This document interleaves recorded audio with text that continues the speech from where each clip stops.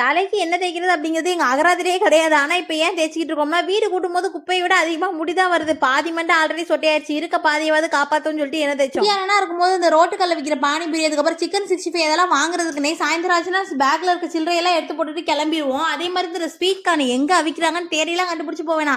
அந்த வாசனையை வந்து கரெக்டாக நம்ம இந்த கடைக்கு கூட்டு போய் கடைக்கெல்லாம் காய்கறி வாங்கும்போது ஸ்வீட் கார்னை பார்த்துட்டேன்னா வேகமாக ஓடி போய் அதான் எடுப்பேன். வாங்கிட்டு வந்தோடனே செஞ்சிருவோம்னா கேட்டால் கிடையாது. அதை ஃப்ரிட்ஜில் வச்சு அதை அப்படியே கொஞ்சம் சூப்பி போயிடும். அதுக்கப்புறம் தான் எடுத்து ஏதாவது பண்ணலாமான்னு யோசிப்பேன்.